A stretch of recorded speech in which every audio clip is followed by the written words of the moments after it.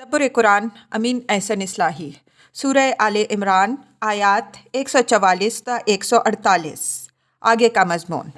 आगे की आयात में पहले ये गलत फहमी दूर फरमाई है कि मोहम्मद सल्लल्लाहु अलैहि वसल्लम कोई माफ़ौकुल बशर हस्ती नहीं है। वो अल्लाह के रसूलों में से एक रसूल हैं। जिस तरह बहुत से रसूल गुज़र चुके हैं, उस तरह एक दिन उनको भी बहरहाल वफ़ात पाना है और इसका भी इम्कान है कि वो शहीद कर दिए जाएं। लेकिन अल्लाह के दीन को हमेशा बाकी रहना है, तो इस दीन के साथ आदमी की वाबस्तगी इस मफरूज़ा पे मबनी नहीं होनी चाहिए कि आप सल्लल्लाहु अलैहि वसल्लम इस दुनिया में हमेशा रहने के लिए आए हैं। इस गलत फहमी की इस्लाह इसलिए ज़रूरी थी कि अगर इस किस्म का कोई वहम दिलों में छुपा हुआ रहता तो आप सल्लल्लाहु अलैहि वसल्लम की वफ़ात पर सब के दिल बैठ जाते और मुनाफिकीन व मुआनिदीन इस्लाम की मुखालिफत में इससे बड़ा फ़ायदा उठा सकते। चुनाचे जो ही इस गलत फहमी की मौजूदगी के कुछ आसार नुमायाँ हुए, कुरान ने इसकी इस्लाह फरमा दी। रिवायात में आता है कि ग़ज़वा उहद में जब मुसलमानों को शिकस्त हो गई तो ये ख़बर भी मशहूर हो गई कि ख़ुद सरवर आलम सल्लल्लाहु अलैहि वसल्लम भी शहीद हो गए। इस दोहनाक ख़बर ने बहुत से मुसलमानों के हौसले पस्त कर दिए। उन्होंने ख्याल किया कि जब हुजूर सल्लल्लाहु अलैहि वसल्लम ही शहीद हो गए तो अब भला क्या हो सकता है। अगरचे जी होश लोगों ने ये कहकर हालात को संभाला कि जब हुजूर सल्लल्लाहु अलैहि वसल्लम शहीद हो गए तो हमारे ज़िंदा रहने से क्या हासिल, हमें भी उसी मकसद हक़ के लिए शहीद हो जाना चाहिए जिसके लिए हुजूर सल्लल्लाहु अलैहि वसल्लम शहीद हुए। ताहम मुसलमानों के अंदर एक ऐसी कमज़ोरी नुमायाँ हुई थी जिसकी हर वक्त इस्लाह ख़ुद कुरान की ज़बान से ज़रूरी थी ताकि आइंदा के लिए फितनों का सद्देबाब हो जाए। इसके बाद पिछले अंबिया और उनके जानिसार सहाबा का जिक्र बतौर मिसाल किया है कि उन्हें भी अल्लाह की राह में जिहाद करना पड़ा और इस राह में उन्हें तकलीफ़ें और मुसीबतें भी पहुंचीं, लेकिन वो दिल शिकस्ता ना हुए।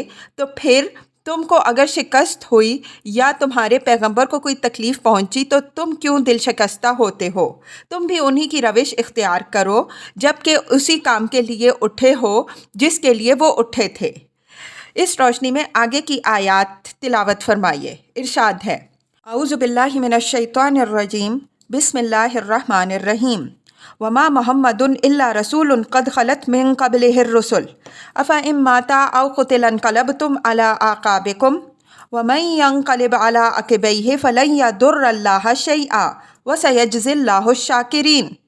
वमा काना लिनफ्सिन अन तमूता इल्ला बिइज़्निल्लाह किताबम मुअज्जला वमन युरिद सवाबद दुनिया नुअतीहि मिन्हा वमन युरिद सवाबल आखिरा नुअतीहि मिन्हा व सनजज़िश शाकिरीन। वकअय्यिम मिन नबिय्यिन क़ातल मअहु रिब्बिय्यून कसीर फमा वहनु लिमा असाबहुम फ़ी सबीलिल्लाह वमा दअफ़ू वमस्तकानु वल्लाहु युहिब्बुस साबिरीन। वमा काना कौलहुम इल्ला अन क़ालू रब्बना इग़फ़िर लना ज़ुनूबना व इसराफ़ना फ़ी अमरिना व सब्बित अक़दामना वंसुरना अलल क़ौमिल काफ़िरीन। फ़आताहुमुल्लाहु सवाबद दुनिया व हुस्न सवाबिल आखिरा वल्लाहु युहिब्बुल मुहसिनीन। तर्जुमा। मोहम्मद सल्लल्लाहु अलैहि वसल्लम तो बस एक रसूल हैं, उनसे पहले भी रसूल गुज़र चुके हैं। तो क्या अगर वो वफ़ात पा गए या कत्ल कर दिए गए तो तुम पीछे फिर जाओगे? जो पीठ पीछे फिर जाएगा वो अल्लाह का कुछ नहीं बिगाड़ेगा और अल्लाह शुक्रगुजारों को सिला अता फरमाएगा। और कोई जान मर नहीं सकती मगर अल्लाह के हुक्म से एक मुकर्ररा नविश्ता के मुताबिक।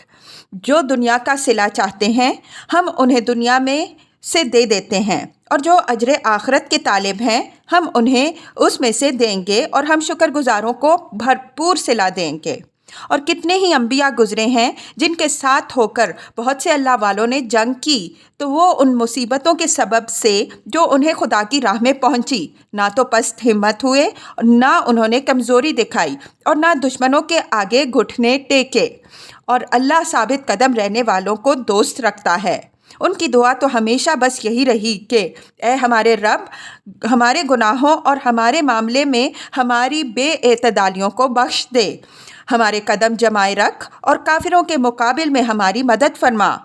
तो अल्लाह ने उनको दुनिया का सिला भी अता फरमाया और आखिरत के अच्छे अजर से भी नवाजा اور اللہ خوب کاروں کو دوست رکھتا ہے۔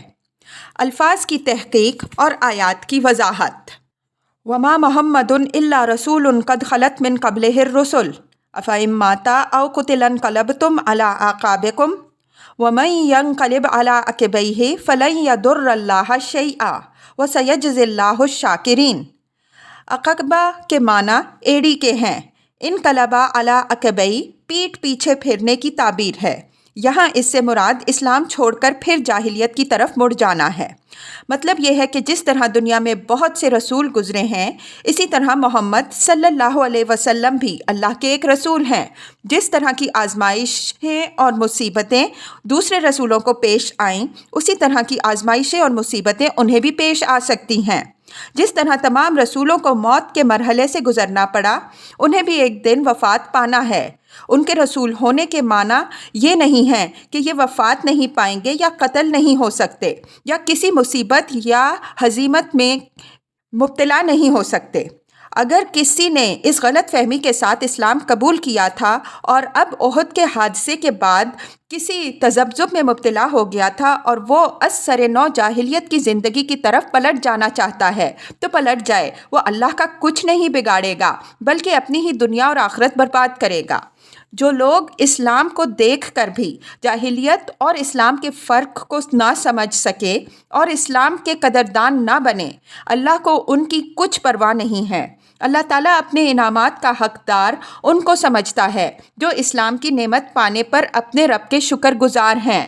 جاہلیت کی طرف بازگشت کا ان کے ذہن میں خیال بھی نہیں گزرتا۔ وما کان لنفس ان تموت الا باذن اللہ کتابا مؤجلا ومن یرد ثواب الدنیا نؤتیہ منہا ومن یرد ثواب الآخرہ نؤتیہ منہا وسنجزی الشاکرین۔ کتابا معجلا اس طرح کی ترکیب ہے جس طرح وعد اللہ یا صنع اللہ الذی اتقنا وغیرہ ہے۔ اس آیت میں کمزور اور منافق قسم کے لوگوں کی دو کمزوریوں کی نشاندہی کی گئی ہے۔ ایک یہ کہ یہ اس بات پر عقیدہ نہیں رکھتے کہ ہر شخص کی موت کے لیے ایک نوشتہ الہی ہے۔ جب تک اس نوشتہ کی مقررہ مدت پوری نہیں ہوگی، اس وقت تک کسی کی موت نہیں آ سکتی۔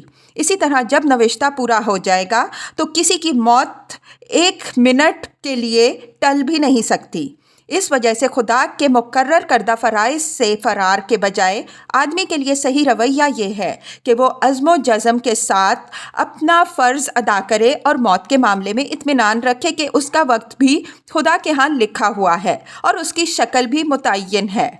دوسری کمزوری یہ ہے کہ یہ اپنے دنیاوی مفادات کو تمام تر اپنی سعی و تدبیر ہی پر منحصر سمجھتے ہیں اور یہ اندیشہ رکھتے ہیں کہ اگر آخرت کے پیچھے زیادہ پڑے تو دنیا سے یک قلم محروم ہو جائیں گے، حالانکہ یہ حقیقت نہیں ہے۔ خدا دنیا کے طالبوں کو دنیا میں سے اتنا ہی حصہ دیتا ہے جتنا ان کے لیے مقرر ہوتا ہے اور وہ آخرت کے اجر سے بالکل ہی محروم رہتے ہیں۔ برعکس اس کے جو آخرت کے طلبگار ہوتے ہیں، اللہ تعالیٰ ان کو آخرت کے انعامات سے بھی نوازتا ہے اور دنیا میں سے بھی ان کو اتنا دیتا ہے جتنا ان کے لیے مقدر ہوتا ہے۔ اس وجہ سے صحیح رویہ یہ نہیں ہے کہ آدمی آخرت کو چھوڑ کر صرف دنیا کا بندہ بن کر رہ جائے، بلکہ یہ ہے کہ آخرت کا طالب بنے اور دنیا میں سے اللہ تعالیٰ جو کچھ بخشے اس پر قناعت کرے۔ آگے کی آیت میں اس مضمون کی وضاحت آ رہی ہے۔ سنجزی الشاکرین میں قرینہ دلیل ہے کہ فعل اپنے کامل معنی میں استعمال ہوا ہے اور شاکرین سے مراد وہ لوگ ہیں جو اللہ تعالیٰ کی اس عظیم نعمت کے دل سے قدردان ہیں جو انہیں آخری اور کامل ہدایت کی صورت میں ملی ہے۔ فرمایا کہ ہم انہیں اس قدردانی کا بھرپور صلہ دیں گے۔ رہے وہ لوگ جو اس روشنی کو دیکھ کر بھی ظلمت ہی کے طالب ہیں، وہ تاریکی ہی میں بھٹکنے کے لیے چھوڑ دیے جائیں گے۔ وَكَأَيٍّ مِّن نَّبِيٍّ قَاتَلَ مَعَهُ رِبِّيُّونَ كَثِيرٌ فَمَا وَهَنُوا لِمَا أَصَابَهُمْ فِي سَبِيلِ اللَّهِ وَمَا ضَعَفُوا وَمَا اسْتَكَانُوا وَاللَّهُ يُحِبُّ الصَّابِرِينَ وَمَا كَانَ قَوْلُهُمْ إِلَّا أَن قَالُوا رَبَّنَا اغْفِرْ لَنَا ذُنُوبَنَا وَإِسْرَافَنَا فِي أَمْرِنَا وَثَبِّتْ أَقْدَامَنَا وَانصُرْنَا عَلَى الْقَوْمِ الْكَافِرِينَ فَآتَاهُمُ اللَّهُ ثَوَابَ الدُّنْيَا وَحُسْنَ ثَوَابِ الْآخِرَةِ وَاللَّهُ يُحِبُّ الْمُحْسِنِينَ۔ ربی اور وہن کے الفاظ پر پیچھے بحث گزر چکی ہے۔ وہن، ضعف اور استقامت کے الفاظ اگرچہ اظہار کمزوری کے مفہوم کے لیے کچھ مشترک سے ہیں، لیکن ان تینوں میں ایک نازک سا فرق بھی ہے۔ موت سے خوف اور زندگی کی محبت سے دل میں جو بزدلی پیدا ہوتی ہے، یہ وہن ہے۔ اس وہن سے ارادے اور عمل میں جو تعطل پیدا ہوتا ہے، وہ ضعف ہے۔ اس ضعف سے حریف کے آگے گھٹنے ٹیک دینے کا جو نتیجہ ظہور میں آتا ہے، وہ استقامت ہے۔ آیت کا مطلب یہ ہے کہ تاریخ میں اس سے پہلے بھی ایسی مثالیں گزر چکی ہیں کہ اللہ کے نبیوں نے جہاد کیا ہے اور اس جہاد میں اللہ کے بہت سے نیک بندوں نے ان کا ساتھ دیا ہے اور انہیں اس راہ میں مصیبتوں اور ہزیمتوں سے بھی سابقہ پیش آیا ہے، لیکن اس چیز کا اثر ان پر یہ نہیں پڑا کہ وہ ہمت ہار جائیں، پردلا پن دکھائیں یا دشمن کے آگے گھٹنے ٹیک دیں، بلکہ انہوں نے راہ حق میں استقامت دکھائی، اور اللہ ایسے ہی لوگوں کو دوست رکھتا ہے۔ یہ اشارہ ہے ان جنگوں کی طرف جو حضرت موسیٰ علیہ السلام، حضرت داؤد علیہ السلام اور حضرت سلیمان علیہ السلام اور بعض دوسرے انبیاء علیہم السلام کو لڑنی پڑیں۔ حضرت سموئیل علیہ السلام کے زمانے کی ایک جنگ کا جو غزوہ بدر سے مشابہ تھی، ذکر سورہ بقرہ میں بھی گزر چکا ہے۔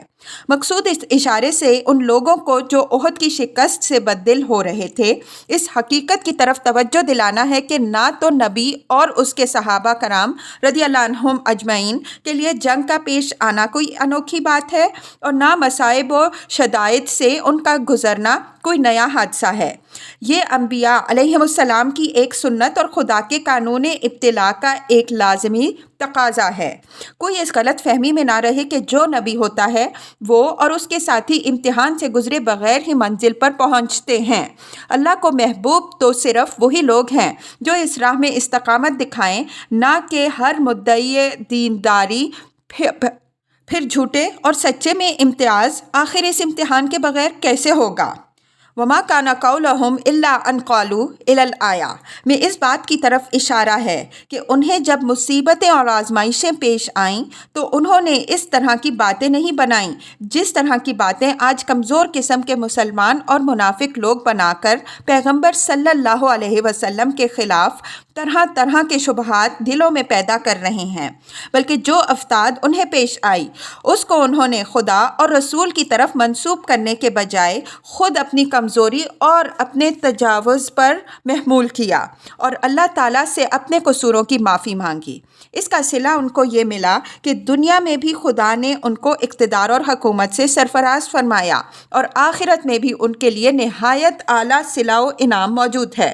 آخر میں فرمایا کہ یہی لوگ ہیں جو مرتبہ احسان پر فائز ہیں، اور اللہ ایسے ہی خوب کاروں کو دوست رکھتا ہے۔